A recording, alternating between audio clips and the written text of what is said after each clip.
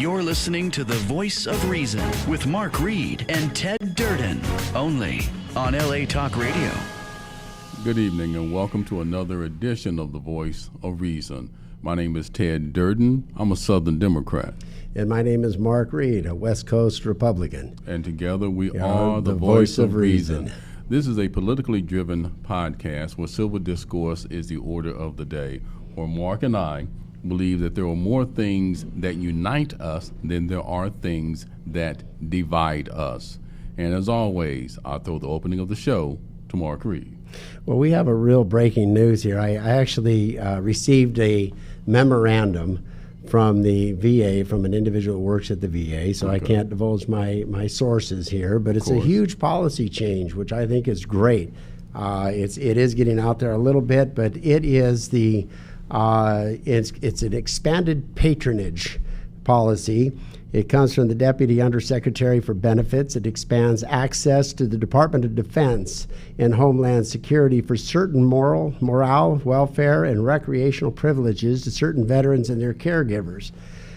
What it spells out is the National Defense Authorization Act of 2019, Section 621, provides expanded access to military installations for specific veterans and caregivers so that they may utilize certain morale, welfare, and recreational privileges to include base exchanges and commissionaries beginning January 1st, 2020. Specifically, veterans who are former prisoners of war, recipients of the Purple Heart, or those with a disability ratings from 0 to 90% are now eligible. Note, veterans with 100% disability or those awarded individual unemployability are already eligible. Additionally, a caregiver or a family caregiver who is enrolled as a veteran's primary caregiver in the VA program of comprehensive assistance for family caregivers is also eligible for these MWR privileges. Veterans who are eligible under this new law must present a Veterans Health Identification Card issued from the VA for DoD and Coast Guard installation and privilege access. In other words, veterans will need to enroll for VA health care unless they already have access to such as military retiree or 100% disabled veteran with a DoD-issued identification card. Each caregiver will have to present a primary caregiver letter from the VA for DoD and Coast Guard installation and privilege access. If anybody has any questions, they should contact Mike Carr, Deputy Director, Office of Field Operations, Benefits Assistance Service at 202-530-9416. I think this is a huge move in regards to this administration of really taking care of our veterans and giving veterans, not only our veterans, but our veterans' caregivers and families. Absolutely. Giving them access to the exchanges and the commissions in the base and for all kinds of the programs that are offered to them on the base. And I agree. I think it's something that has been long overdue because I think we can both agree that our veterans, especially those that were left with long-term injuries or illnesses or disabilities, have been significantly underserved by a number of administrations. And I think that this is an excellent beginning. I applaud Trump for doing this. It is a fantastic move on this administration's part. And please always remember, we welcome call-ins to the show, area code 818-570-5085. Kudos to this change. Absolutely. This administration has really been dedicated to the veterans. And, when it gets into veterans issues, just remember it's a nonpartisan issue because we have Democrats serving, we have Republicans serving, we have independents serving, we have people who have no party affiliation, and we have people who really just don't like the government at all, not pertaining to the country, but the way in which the government is run. Correct.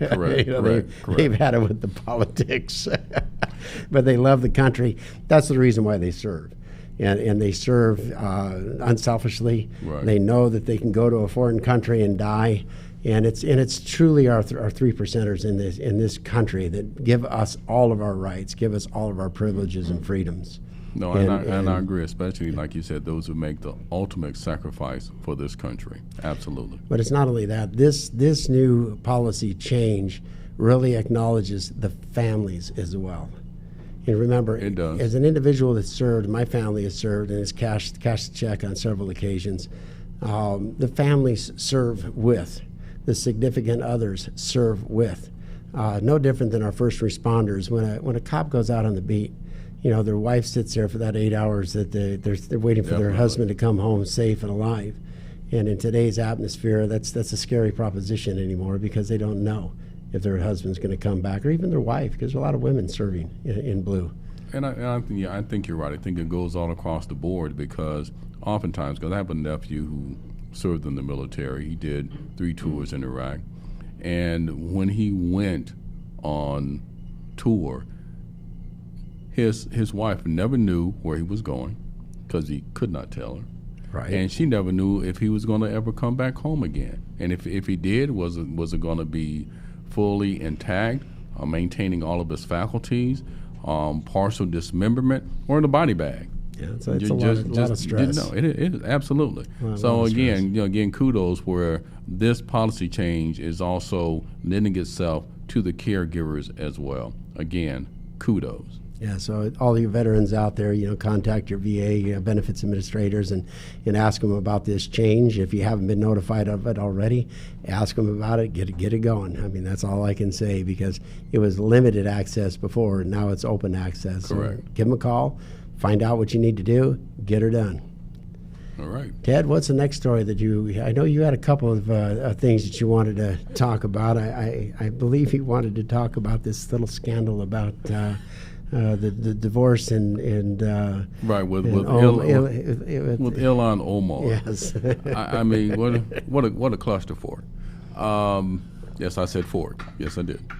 Anyway, so and it's kind of interesting, because I remember when she first was brought to the house, and it was her and also Tlaib. One of the first things that the GOP determined, that because of their Muslim beliefs, they felt that they were going to be fair game. They were going to be an easy target and able to flip their seats when the 2020 election came around. Now, an interesting thing is both of them have provided enough ammunition to make that a possibility. So, first, like we talked about on the last podcast, with them railing against Israel and supporting the BDS. And now you have Ilhan Omar embroiled in a scandal regarding her fidelity. Now, the wife of a Minnesota man, I believe it was? Yes, it was. Yes, okay. Yeah. Filed divorce papers because of the fact that her husband told her he was in love with and having an affair with Ilhan Omar. Now, when she has been pressed about this, and let me give a quick history. Let me back up for a second. So she was married before, her first marriage. They were separated, and while she was separated, she moved in with her most recent husband. She wasn't divorced.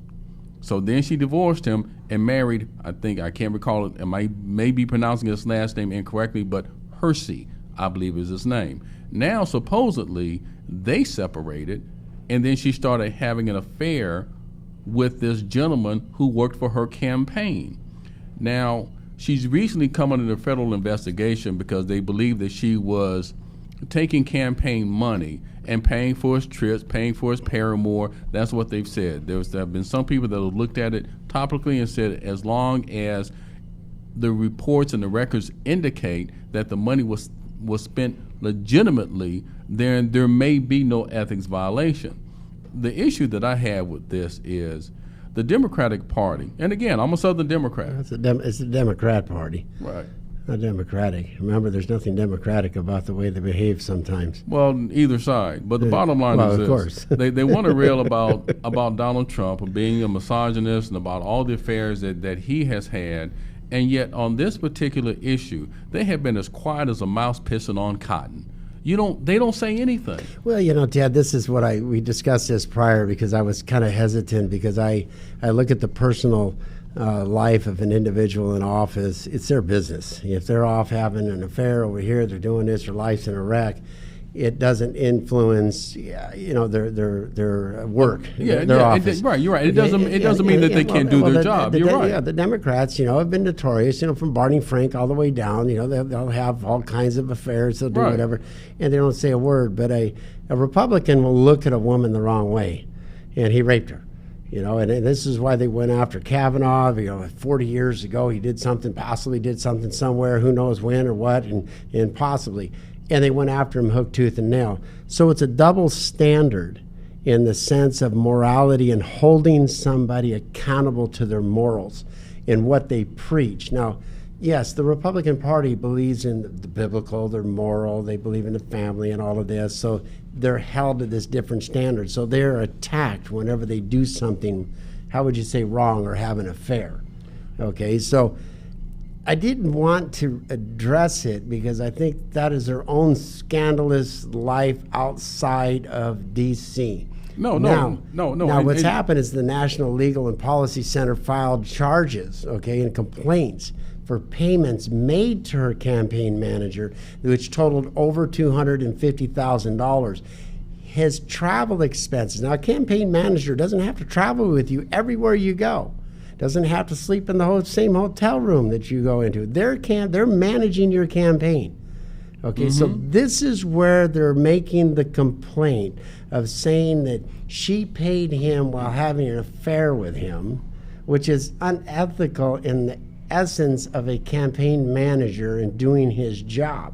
It's like sleeping with your lawyer. No, and I get what you're saying, and I agree with you. Just because she's having an affair, that doesn't mean that she can't do her job. Right. You're absolutely right. But my point about that is you can't have a double standard. Double standard is something you can't point the dirty end of the stick at somebody when you're engaged in the same sort of behavior. And that's my only issue here. As far as the ethical complaint is concerned, like I said, from what I've seen so far, what I've read so far, that it appears that the payments that she made may be legitimate. Now, it may not look good at all. That's like John, what was it, John Edwards, when he was running for the president of the United States? Right. He had his affair going on, and he had a $500 haircut, and it was his girlfriend. And so you can make something look legitimate. That may not. But let me tell you, if you're having a sexual affair with an individual, you are going to be scrutinized and held accountable for every penny that goes to that person, because it is not business anymore. It is personal. Yeah, who was a politician back east that was caught spending tens of thousands of dollars for call girls? When do you guys recall who it was? There's been plenty of them. I know it has been. I don't remember that, but there was the San Diego State Legislature who originally threw his wife under the bus because he was using campaign funds to. No, that was Duncan. That was Duncan Hunter with Congress, the congressman. Oh, I thought he was a state legislator. No, he's a congressman. Duncan Hunter was he was using campaign funds to do all kinds of extravagant things. He extramarital affairs. Well, extramarital stuff. He's also fixing his house up, going on vacations and stuff.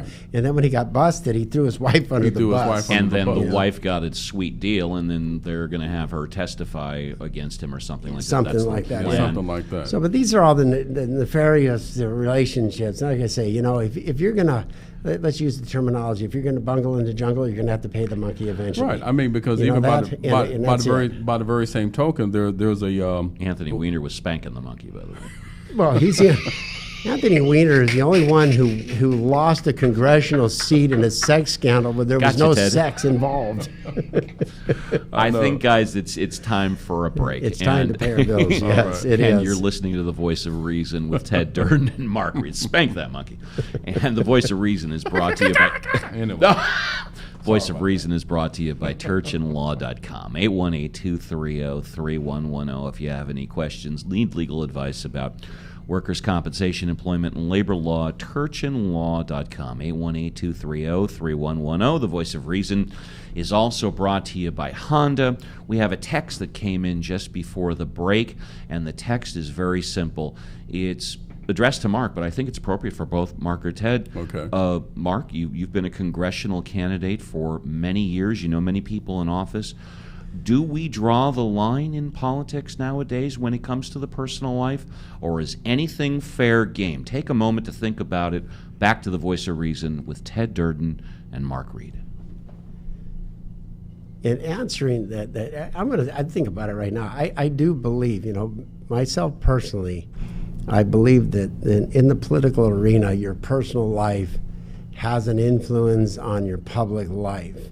But it's up to the individual to hold that moral code to themselves. And you've been successfully married for like 40 years, so you got nothing to worry about. I met my wife when I was 11 years old. I gave her a promise ring at 16 years old. We married at 21, so we celebrated 42 years of marriage now. Congratulations. Thank you very much. And it's a very personal thing. And so when I see people get run up the flagpole for character flaws like that,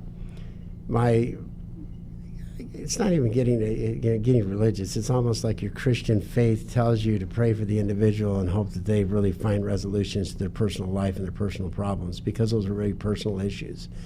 And I feel bad for them.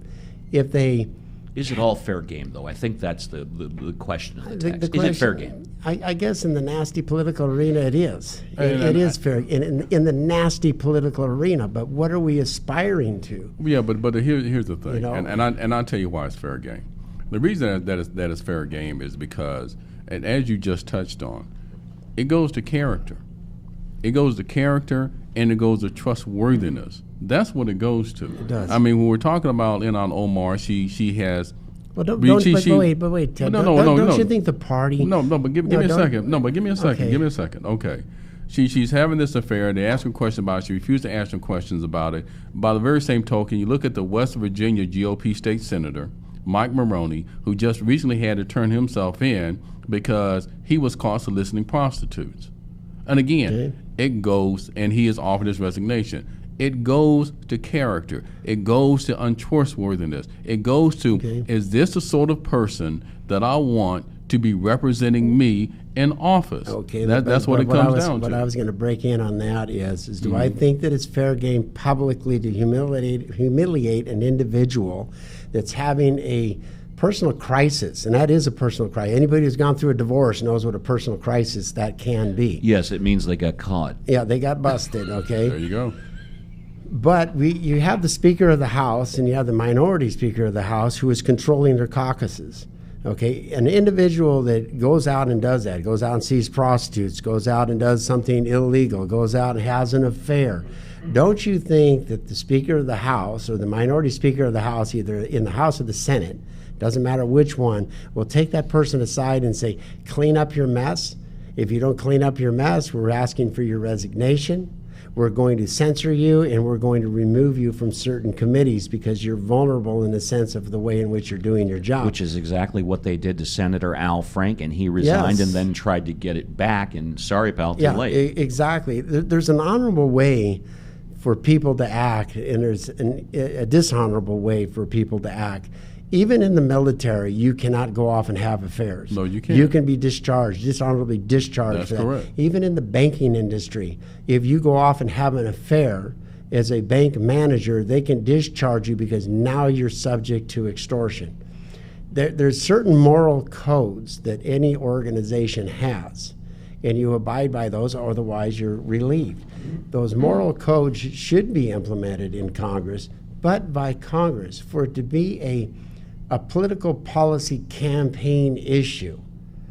Look, when you're out listening to candidates, do you want to hear about their dirty laundry? You want to know about their policies. No, I don't. But the bottom line is, okay, if it's good for business, why isn't it good for politics? And this is what I mean by that. What do you mean by good for business? Okay, it is not unusual if you have a professor or if you might have a CEO at a company.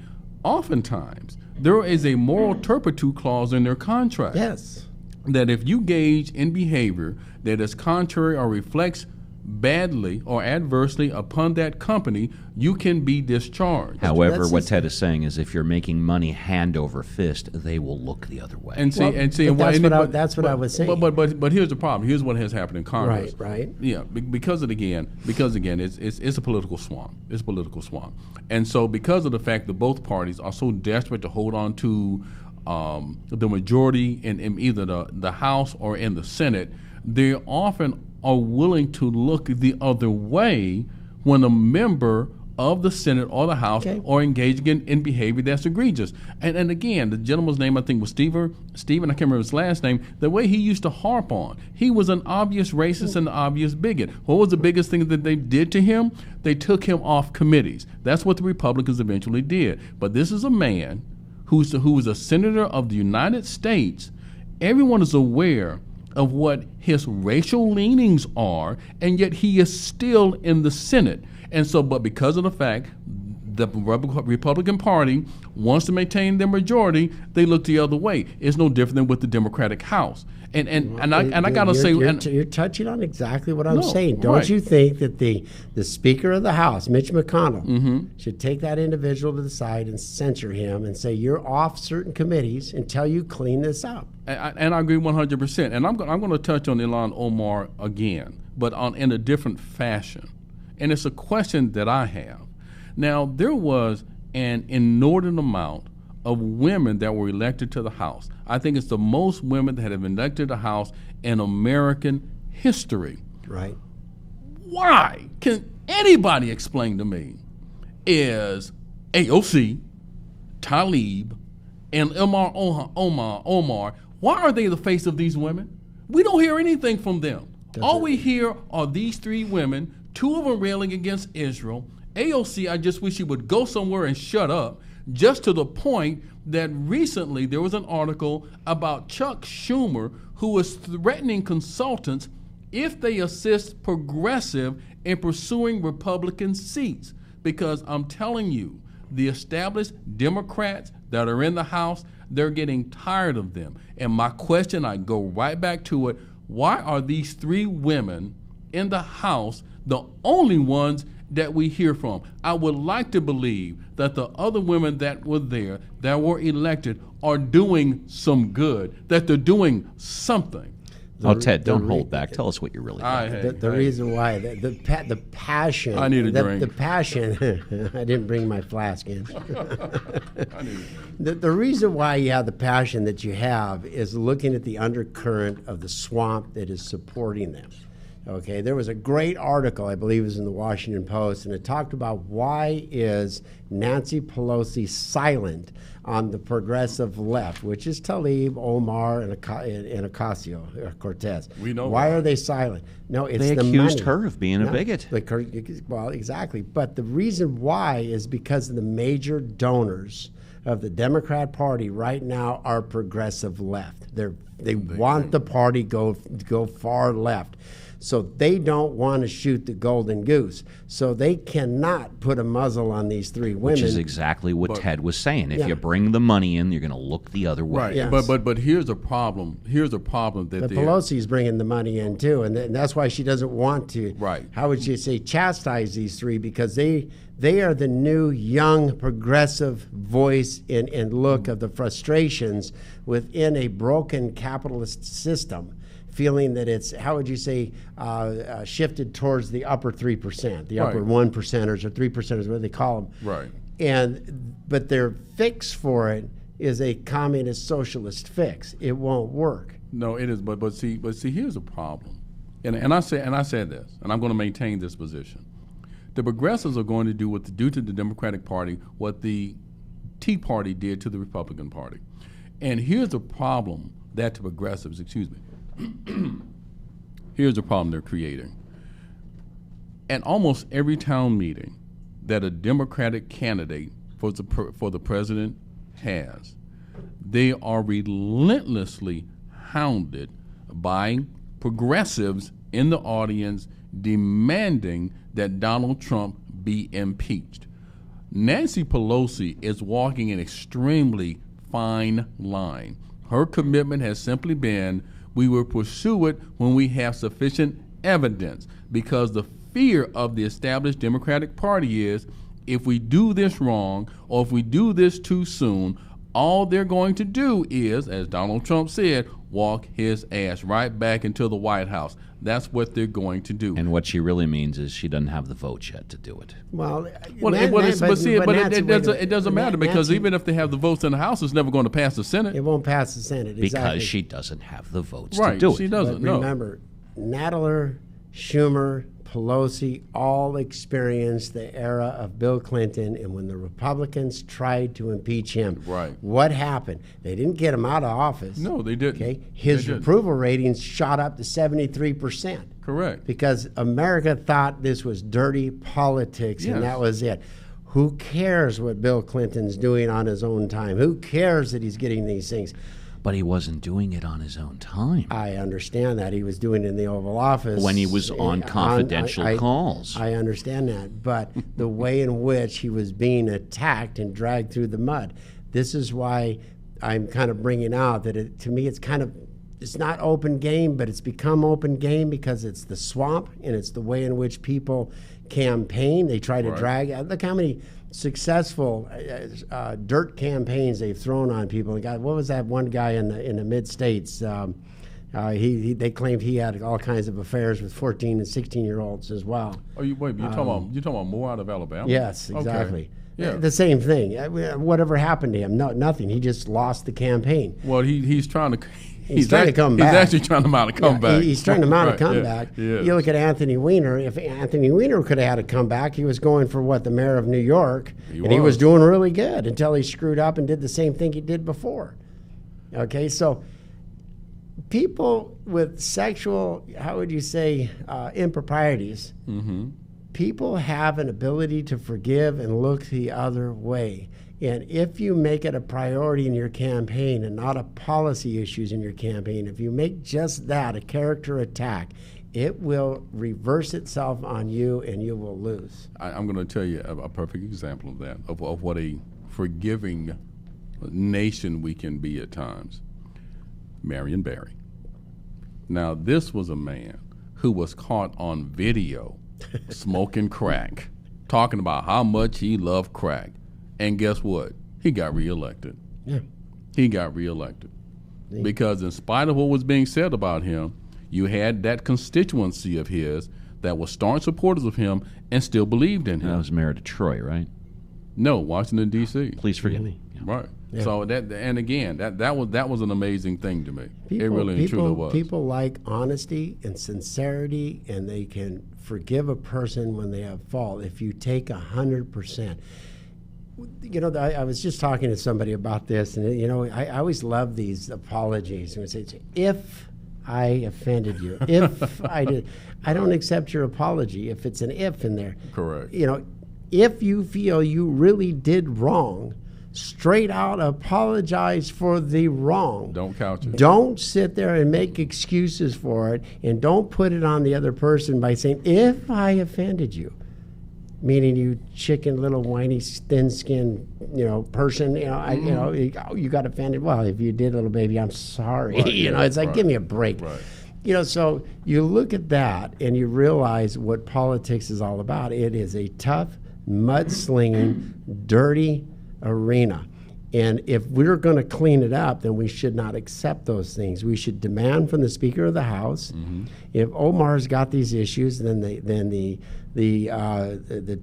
Nadler's group, Nadler's committee, should be investigating it. Which they are. Exactly. Yeah, they should truly investigate it. And if there is real improprieties on the way in which campaign money was spent, then they should go ahead and censure her and either ask her to retire or just flat out censor her and have no committees. Right. And then the voters can make a decision after that. If she is a congresswoman with no power, meaning no committees, correct, why have her in there? Yeah. This is where the leadership in Congress and on both sides of the aisle, because it doesn't matter if you're in the minority or you're in the majority, you have an obligation to censor and watch your own coop. You do. And having said that, we need to pay some bills.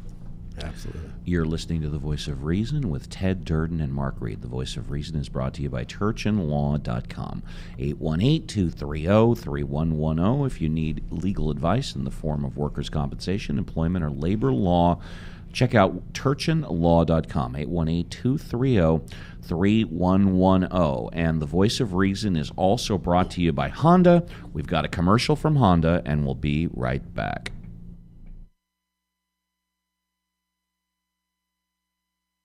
The power of dreams.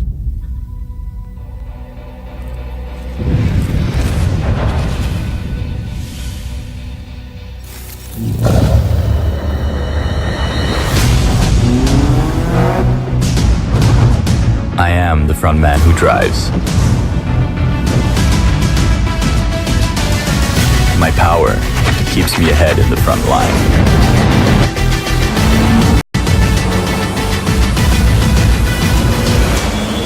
My reputation gets me on the front page.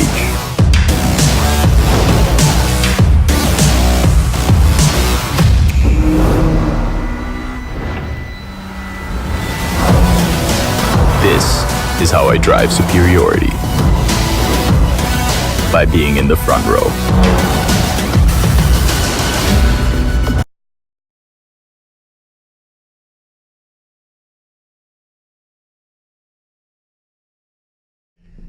Hi, I want to welcome Rusty Levin and Harry Nabanian, both trial lawyers for workman comp cases. If you're injured on the job, don't hesitate. Contact an attorney. I did when I was wounded or injured on my job, and I thought I would trust my employer, and it didn't work out quite well, so I found Rusty Levin. Handled my case like a professional, worked out way better than any other lawyer that I talked to would have worked out. So Rusty, tell us a little bit about your company of Levin and Nabanian Trial Lawyers. So at our firm at Levin Albania Trial Lawyers, we handle all matters of workers' compensation, personal injury, and employment disputes, wrongful termination matters, and things like that. We were able to help Mr. Reed out with his workers' compensation case. Unfortunately, workers' compensation injury can be very stressful, intense situation. And at Levin Albanian, we try to get you the most benefit we can under the law, while also easing the stress and anxiety that comes along with that situation, and getting you back on your feet. My partner, Mr. Albanian, he handles the personal injury sides, and I'll let him take it from there. And just like all injured employees out there, anybody else who gets injured as a result of somebody else's negligence has rights, and the rights that they need to protect immediately. And they should do that by calling Levin and Albanian Trial Lawyers and letting us help ease that tension off of you and get you the result you deserve, while also making sure that you get better in the progress. So we're here for you, folks. Levin and Nabanian Trial Lawyers is the best company for you to get a hold of when you're injured or have a personal injury. So give them a call at 213-232-4848, 213-232-4848. Thank and you. let them handle the stress for you while you recover at home. Thank you again. Bye-bye. Okay, welcome back to The Voice of Reason. Mark, why don't you go ahead and pick up where you left off? Well, there's I almost forgot where I left off there. So we have an off-the-air conversation. I might have thrown him a little bit. He threw me off a little bit. We're going to go into the subject matter of the new policy changes, the immigration of overseas, and how our military can, with their babies and so forth. And I think there's been so much misinformation about that because it doesn't change. All it does is synchronize policies from the INA, Immigration Services, basically, of what forms they have to fill out. But I do believe there's a little bit of nefarious reasons for it, and a couple of Congress people have come out and talked about it. And it's a little bit of a front on addressing birthright. Oh, okay. Right. Birthright citizenship. And because the policy changes within the immigration policy of overseas government workers and military isn't denying any one of them that are U.S. citizens that have a baby in another country. Foreign country, correct. All they have to do is fill out another form. Right. Their baby is a citizen automatically. It's not a Correct. big issue. However, if a person goes to a foreign country, is working there, They marry somebody from that country. They have a couple of kids, already. Right. They adopt the kids, but the new wife, those kids are not U.S. residents yet. Correct. They have to apply for citizenship for all of them. And so all it is synchronizing things. But the biggest thing that I read in that, if the document's on my website, on my old congressional website at markreedforcongress.com. Right. It's on there, and you'd read it. I'm sorry, what website? What website was that again? markreedforcongress.com. I Okay. still kept my congressional campaign page alive. I just wanted you to give another plug. Yeah, there. so we put that up there, and from page 7 to page 9, it's an 11-page document. Right. 7 to 9, and about a quarter of 10. Correct. It describes exactly what is taking place, which is defining visitors. Right. Versus residents. Exactly. And you have to be a resident. Correct. And not even just a citizen. Now, I think that is going to be used to deal with birthright citizenship of babies being born in America. Meaning, if you are just visiting America, meaning an illegal alien, you're not here legally with residency, your baby is not going to be given birthright citizenship. You're going to have to apply for it, and they will reject it because you're not a citizen of the country. I think that's what they're going for. And it's the probably wrong way of going about Well, I'm gonna let you finish. I don't know if I agree with that, but I'm gonna let you finish, and I'll tell you why. I think it's the legal way. One of the legal ways they're doing it by policy change and defining residency versus defining visitors, even if you've been here for a year. If they're going to address birthright issues, they need to bring the 14th Amendment, Section 1, and really spell out what is under the jurisdiction of. Because it says all those who were born or naturalized are U.S. citizens and under the jurisdiction of. So that part of the Section 1 14th Amendment needs to be brought and clarified. Well, let me tell you how I look at it. Okay. My son attends the University of Arizona in Tucson. Right. And naturally, he's a California resident. And so he's paying, well, I shouldn't say he's paying, I'm paying crazy out-of-state tuition, okay? So he can, in order to get in-state tuition, he has to apply for residency. Right. Now, bear in mind now, he's there in school for approximately 9 months out of the year. But see, that is not sufficient in the eyes of the Arizona legislature, and it's probably that true anywhere against around the 48 contiguous states, that just because you're attending school there, that doesn't make you a resident there, although you're living there for approximately 9 months out of the year. So what they're doing with this policy change, they're establishing the criteria yes. that you have to establish residency by your physical presence. That's what they're doing. And the reason I don't have an issue with it, and we talked about this on the podcast, as Asha talked about on the podcast, is you have travel agencies who are bringing in pregnant Japanese women. Oh yeah, they have hotels specifically for this. They right. go to those hotels for 2 or 3 months. They have their baby, and they get automatic citizenship. Right, and but what they do then is they go back.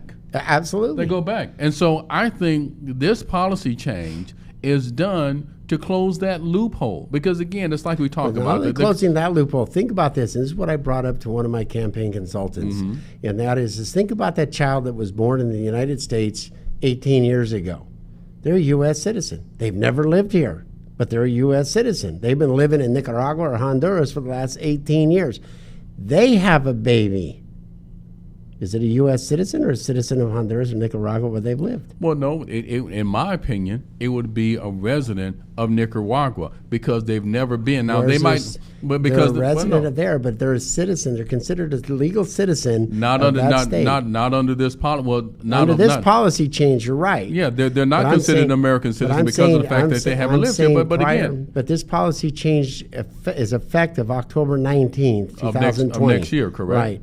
So it's changing. That's why I said this policy shift and change in the immigration status is defining now visitors versus residents. It's setting up the criteria for birthright citizenship that will get challenged. And like I said, most people, and I've watched all the news reporters, they really haven't read the document. I read all 11 pages and got in a real deep analysis of what is the objective of this policy shift. And you got to look past the smoke and mirrors.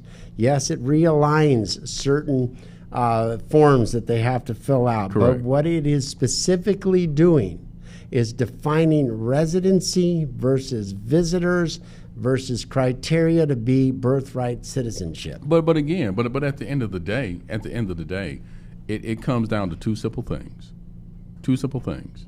It comes down to a form and you being physically present in the United States. From what I've seen, the example that they gave was 9 months out of the year. If you are here for a period of 9 months, you have established residency, and you can be considered a U.S. citizen. One part of the criteria, though, is in a 5-year period. If you've spent an entire year out of this country, you just lost your residency. In a 5-year period, I'll pull it up. Are you sure? Sure about I'm that? positive about that. I might have missed that part. So you can. So what That's you're I saying. said, So when what you you're look saying at the is you details, it's you defining. So what you're saying is you can live here in the United States for 5 years, establish a residency. You live here. You live here for 5 years, but Right. you left for 1 year. In that 5 years, that chain of residency has now been broken. Okay, then. So let's talk about the flip side of that. So if you stay here for 5 years, you don't leave within that 5-year period. But in that 6th or 7th year, you live a year abroad, you're fine. Well, it's every 5-year increment. It's every 5-year increment. In the last 5 years from that date of application, in the last 5 years, if you spent a year outside of the U.S., you have to have 5 years continual. Okay, so I see what you're saying. So for every year that you live out of the country, you have to stay 5 years in the United States. Yes. Okay. All right, let's put it, and again, okay, that's a bar, that's a yardstick, and I don't think it's that complicated or that serious. No, it's not. don't. Like I said, it's don't. defining. It's defining it, and that's it. It's defining what it is, and I'm looking it up right now real fast. But I honestly believe, like I said, it all it's doing is defining. Not like I said, if you want to see the document, you want to see the policy shift, and get away from listening to the opinionated commentary news, just go to markreedforcongress.com. The document is on there. All 11 pages are on there from the United States government. You can read it yourself, and you will realize and see that every single one of these pundits on all of the cable news are really messing this up. They had one of the guys come in from INS to talk about it and said, no, this is simple changes. All we're doing is realigning paperwork to fit one another because they were contradicting each other. Well, okay. And that was it. That was their big shift change for it. But I was reading deeper into it because President Trump has been talking about addressing the birthright citizenship. He has. And did you know that only 35 countries have birthright citizenship? Yes. 35 countries. Yes. Where are they located? Just said, I'm not putting you on the spot.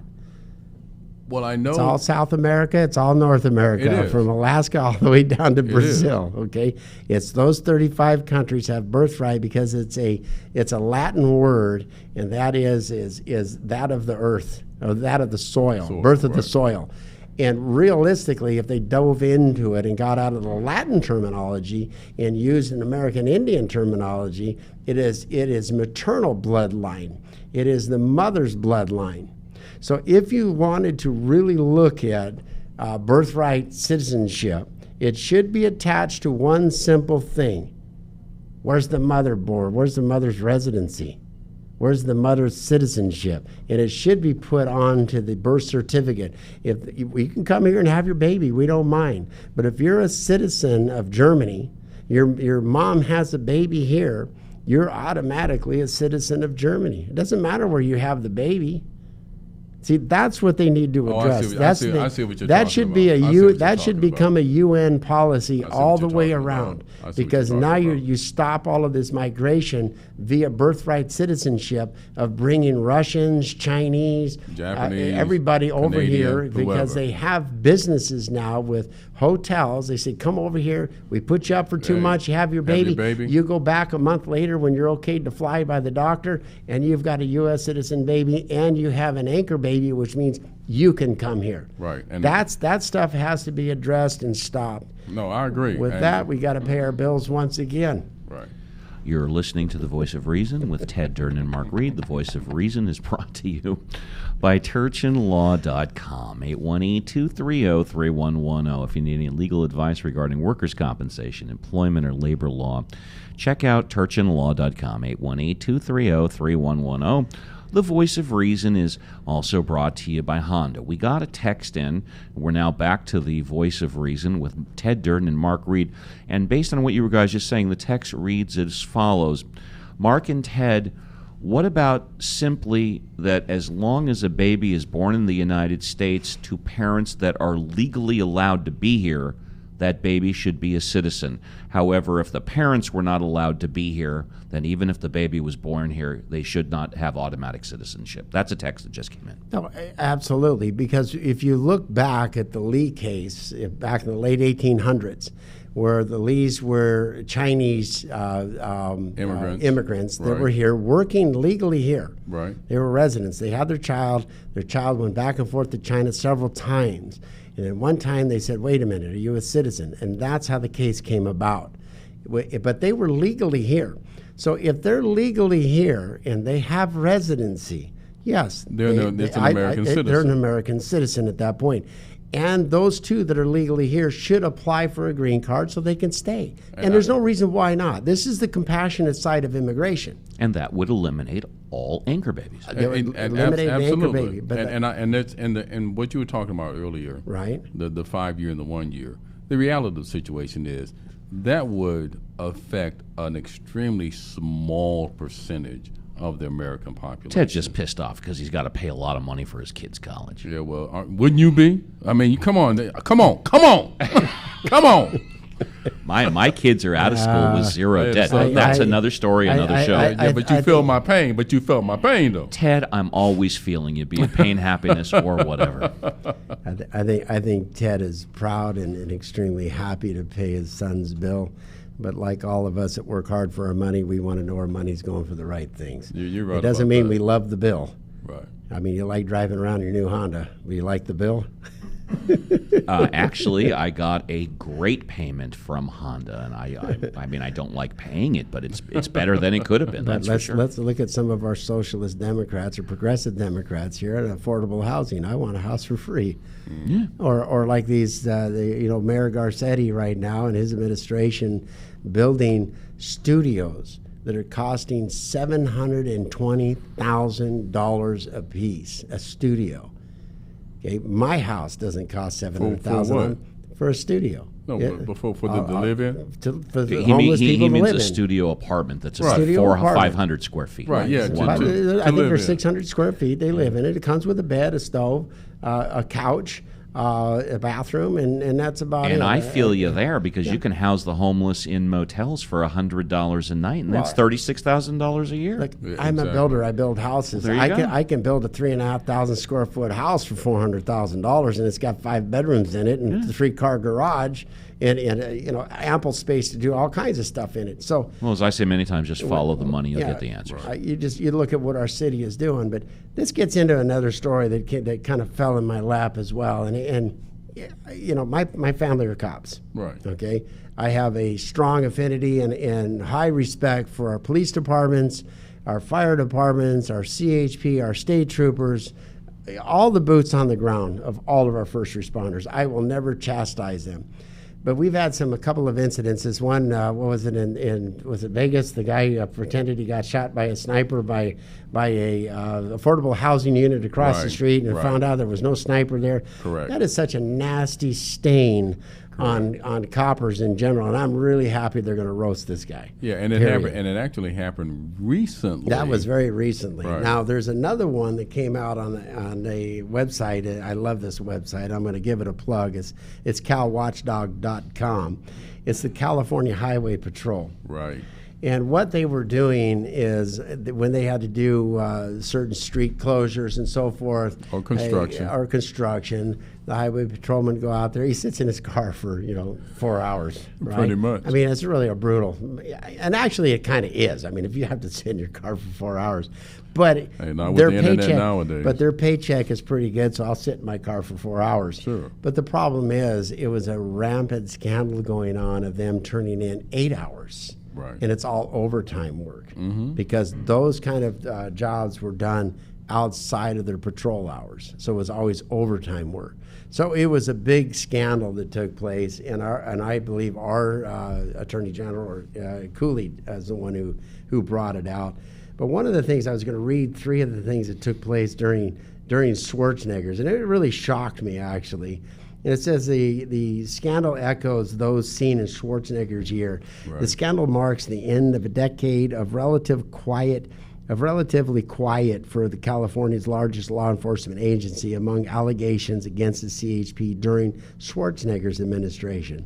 In 2009, the Ventura County Star reported that there was strong evidence that CHP officials impeded a hate crimes investigation of local CHP officer involved in a racially charged incident after officers held a party at an Oxnard hotel. In 2006, the Sacramento Bee reported that the CHP spent nearly $50 million on helicopters and motorcycles that were not open to competitive bidding. The companies given the contracts, Eurocopters and BMW, respectively, had courted top CHP officials with gifts and meals. In 2004, the Sacramento Bee reported that on the Chief's disease, that was an article, Right. phenomena in which 80% of the top CHP officials filed for medical disabilities late in their career, enabling them to get much more generous pensions because police discipline records were then confidential.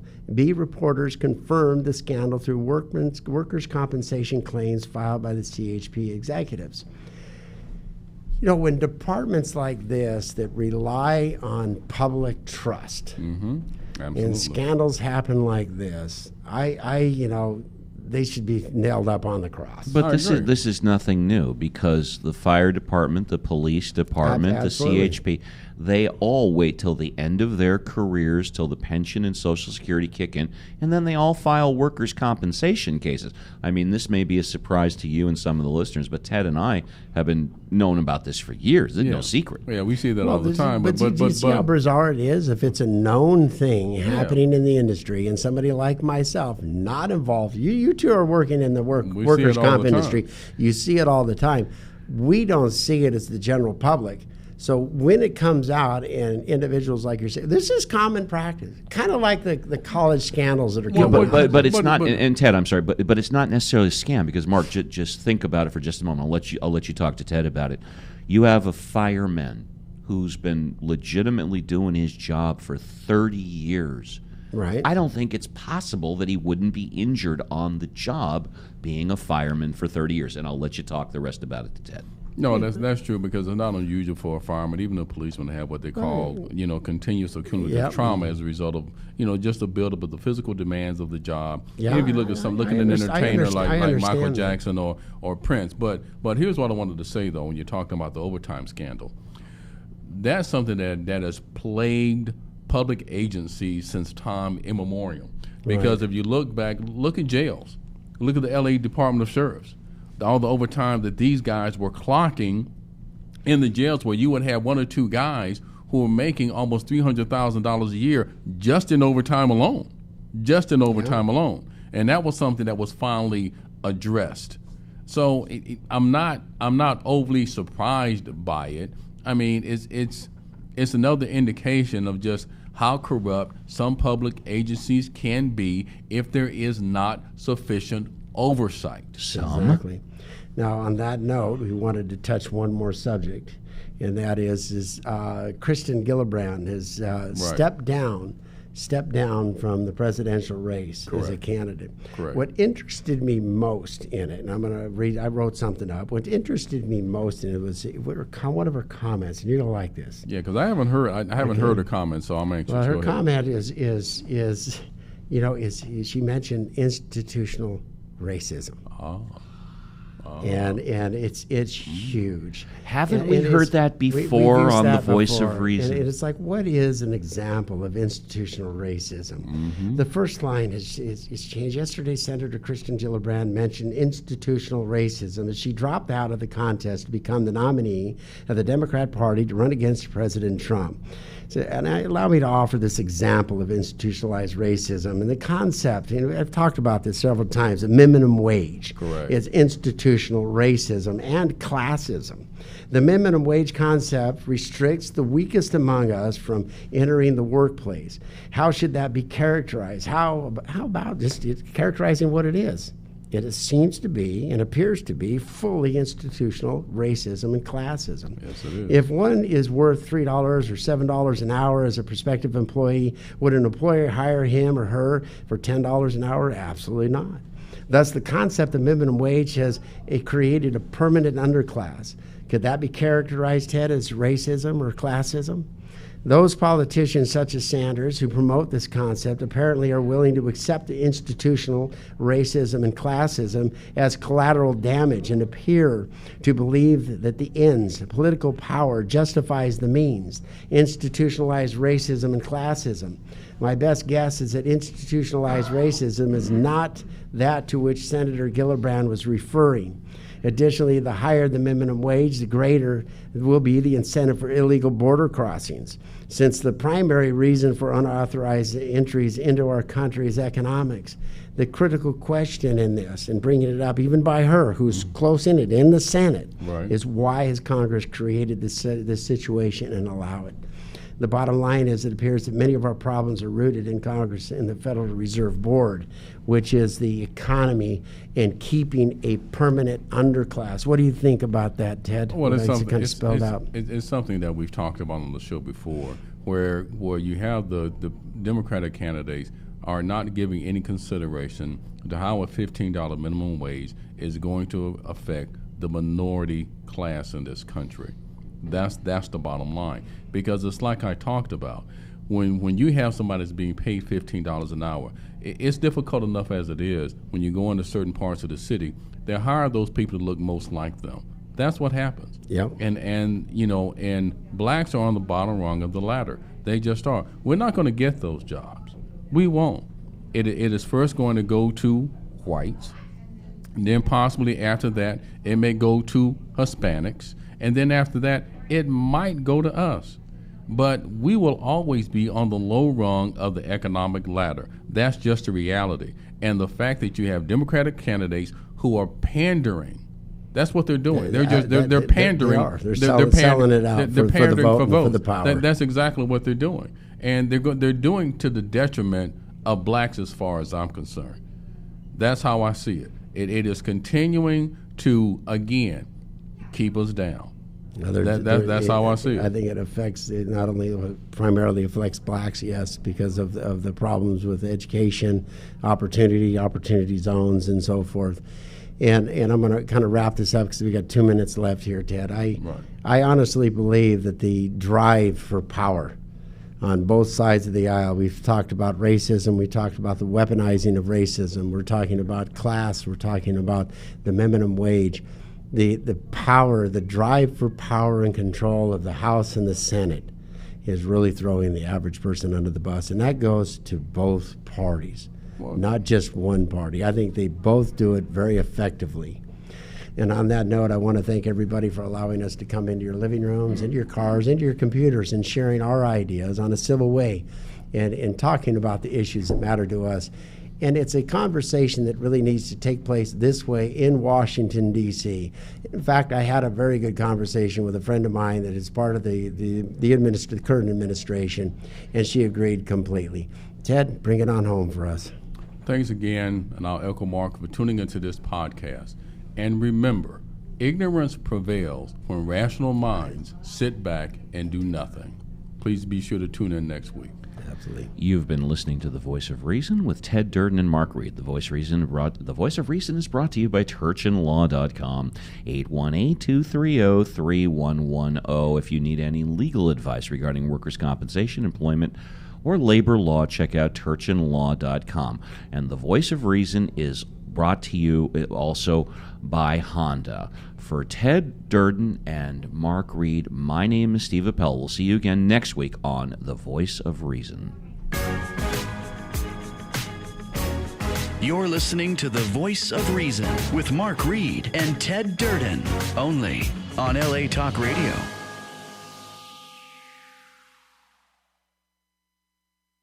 The power of dreams.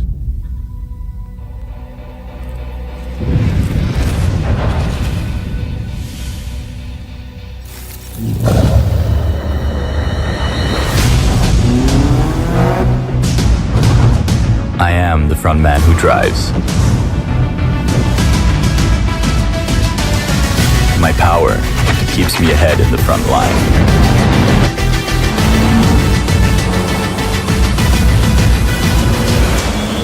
My reputation gets me on the front page.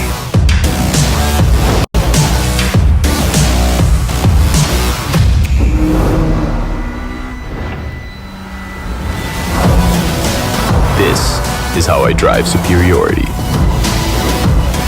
By being in the front row.